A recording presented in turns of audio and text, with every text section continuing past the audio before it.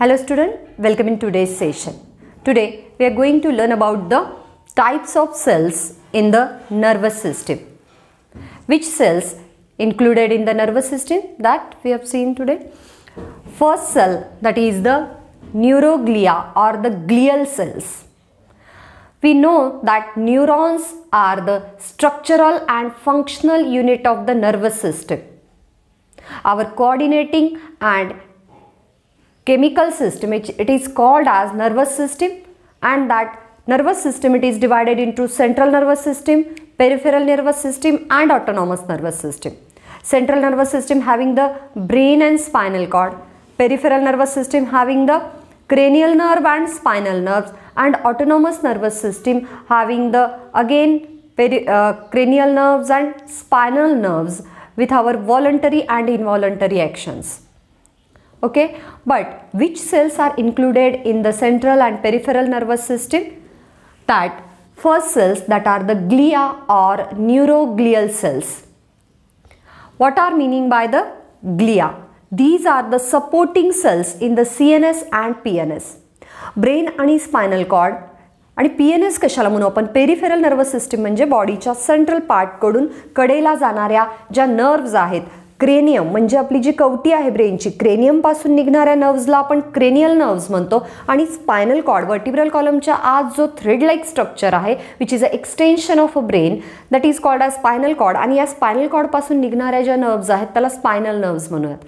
Cranial nerves and spinal nerves going throughout our vertebrae, and they are reaches to each and every part of our body that constitute the peripheral nervous system. Okay, peripheral nervous system असो किंवा brain आणि spinal कॉर्डनी बनलेली nervous system असो, ज्याला central nervous system म्हणूया, या दोन्हीमध्ये ज्या सपोर्टिंग सेल्स आहेत, न्यूट्रिटिव्ह सेल्स आहेत, ज्या न्यूरॉन्सला न्यूट्रिशन देतात, न्यूरॉन्सला ग्रोथ आणि डेव्हलपमेंटसाठी ऑक्सिजन पुरवतात, फूड पुरवतात, स्मॉल इंटेस्टाईन कडून गेलेलं, ब्लड वेसलमधून गेलेलं, आणि त्यांच्यामधलं एक्सक्रिटरी वेस्ट प्रोडक्ट कन्झ्युम करतात आणि पुन्हा ब्लड वेसलमध्ये टाकतात, त्या सेल्सला आपण ग्लिया म्हणूया.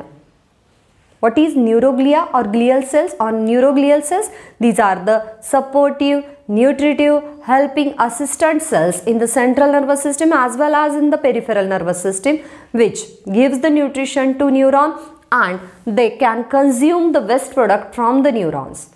ते वेस्ट प्रोडक्ट किंवा एक्सक्रिटरी वेस्ट कन्झ्युम करण्याचं सुद्धा काम करत असतात. म्हणजेच न्यूट्रिशन, एक्सक्रिशन, ऑक्सिडेशन और the respiration, it is done by the neuroglial cells around the neurons. Okay, there are many types of glia, but two main types of oligodendrocytes and the microglia.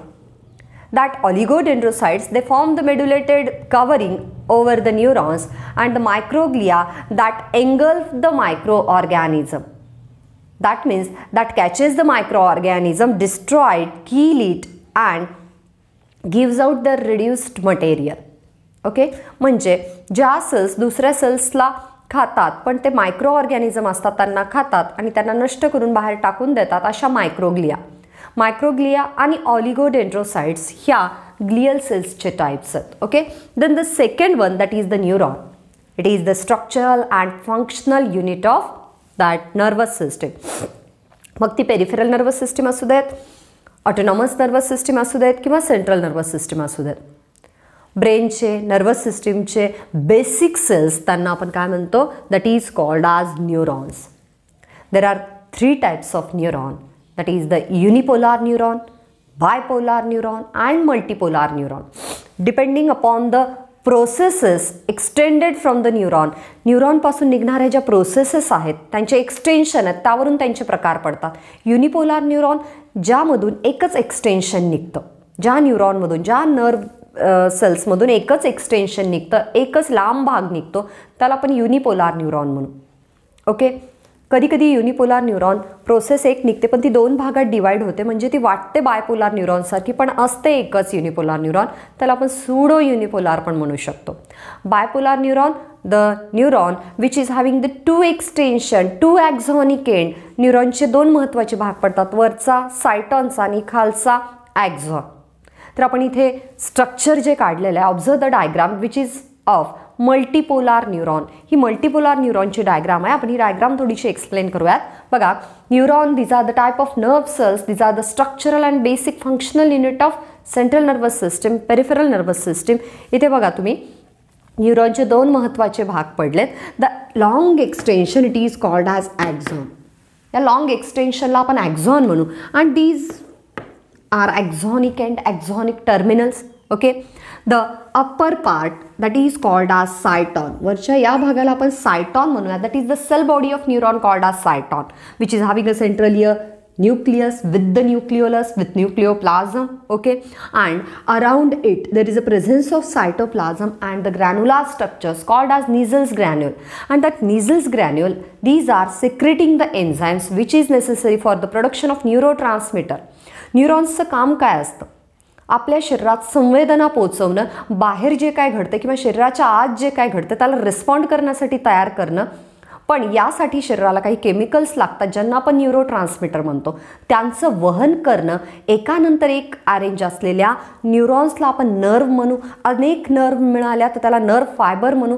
पण या nerve फायबरच्या, नर्वच्या दोन न्यूरॉनच्या मध्ये काय वाहत आहे तर हे न्यूरोट्रान्समीटर वाहतात. आणि या न्यूरोट्रान्समीटरच्या सिक्रेशनसाठी, प्रोडक्शनसाठी जे काय एन्झाईम्स लागणार आहेत ते एन्झाईम्स कोण करतं? जे काय प्रोटीन लागणार आहेत ते प्रोटीन्स या Nissls granules कडून तयार होतात. Okay. That cyton means the cell body of neuron having a nucleus with nucleolus with nucleoplasm and with the cytoplasm and cytoplasm containing the Nissls granules. Okay, and the cyton means the cell body of neuron, it having a many processes. That processes are called as dendrites. या प्रोसेसेसला आपण काय म्हणू? Dendrites म्हणू. Okay.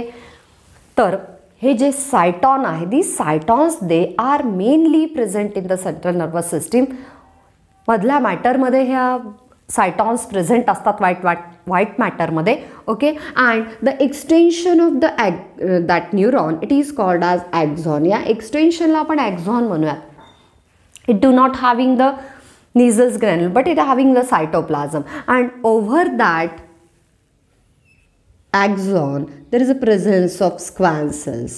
या ॲक्झॉनच्या वरती स्क्वॅन cells आहेत ज्याला support करतात, मेकॅनिकल स्ट्रेंथ देतात. And that in between the Schwann cells there is a presence of the nodes that is called as nodes of Ranvier. अँड because of presence of that Schwann cells, that particular neuron it is called as medullated neuron, and that nerve fiber it is called as medullated nerve fiber. And if there is absence of Schwann cell, that is called as non-medullated nerve fiber, or that is the non-insulated nerve fiber. The impulse conduction म्हणजे आपल्या शरीरात जी संवेदना वाहते त्याचं वहन जे होतं ते मेड्युलेटेड नर्व फायबरमध्ये अति फास्ट वेगाने, अति वेगाने होतं, कारण इम्पल्स ही नोड्स ऑफ रॅनवीरवरून काय करत असते? जम्प करत असते. Okay. It is the structure of neuron. Neuron structure is divided into two parts. That is the extension called axon and the cell body it is called as cyton. Cyton having the nucleus with nucleolus, nucleoplasm, cell having the cytoplasm with the Nissls granule. The processes of cell body, these are called as dendrites, and the axon it is the long extension. ॲक्झॉनच्या कव्हरिंगला medullated covering असं म्हणूयात.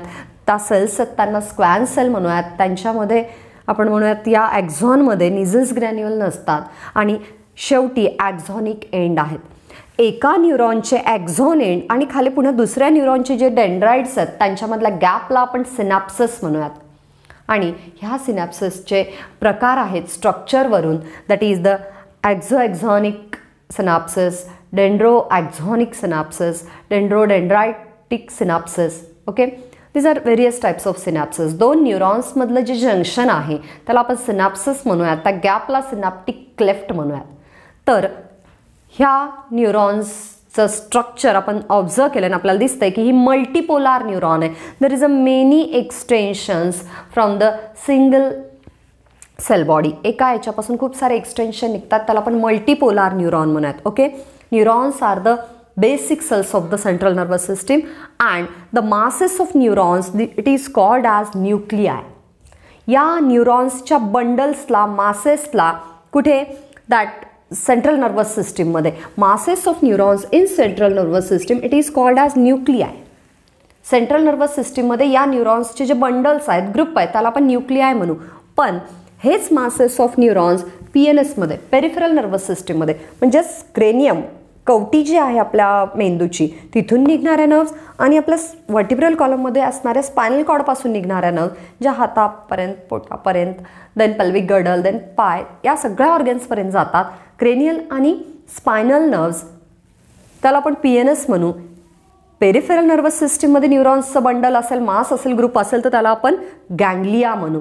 आणि central nervous system म्हणजे brain आणि spinal कॉर्डच्या आत या न्यूरॉन्सचं bundle असेल, मास किंवा ग्रुप असेल, तर त्याला न्यूक्लियाय म्हणू.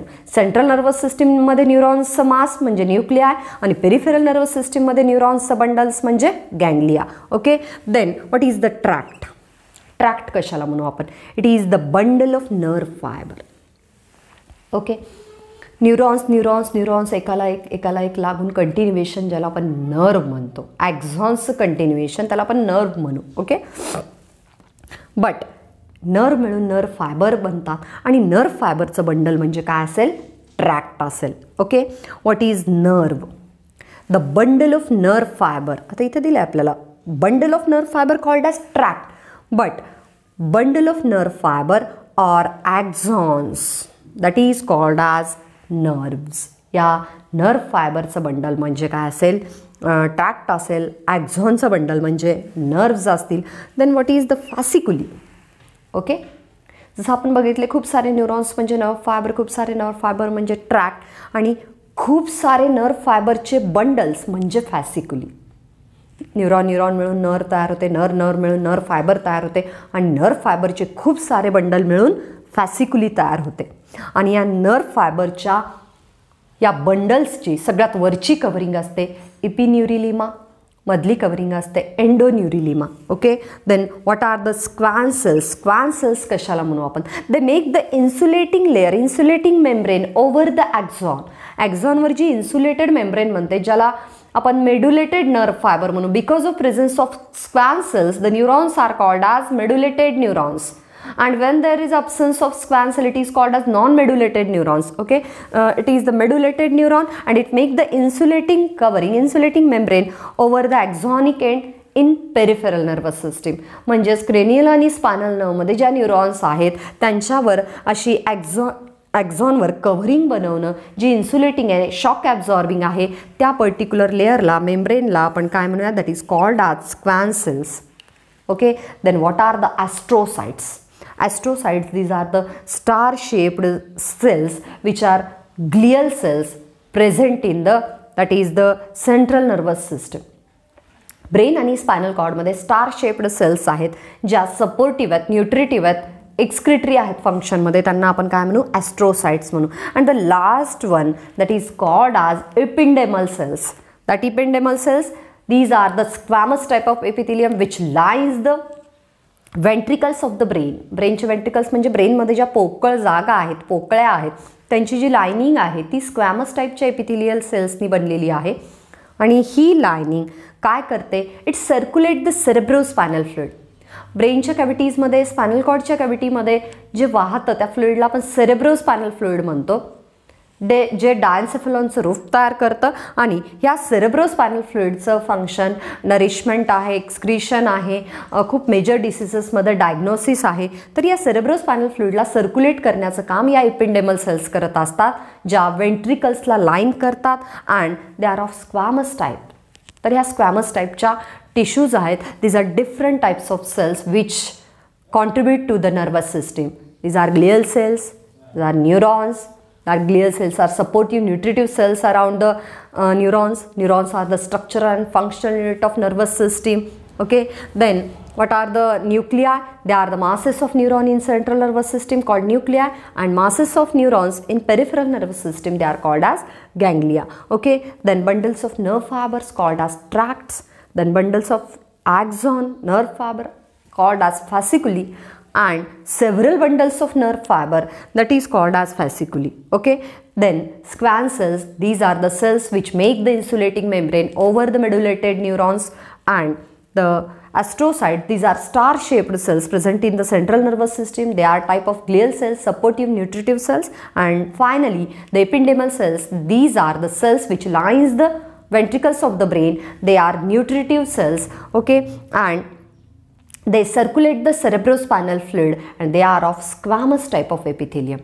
Okay, and finally the structure of neuron, it is the structure of multipolar neuron which are having the many processes depending upon the axons, number of extension. The neurons are classified into unipolar neuron having the single processes, bipolar neuron having two processes, multipolar neuron having many processes, and there may be a presence of a pseudo unipolar neuron that असते unipolar neuron पण वाटते ती bipolar सारखी, that is the pseudo unipolar neuron. Okay, it is the types of cells, these are the types of cells which are found in the nervous system.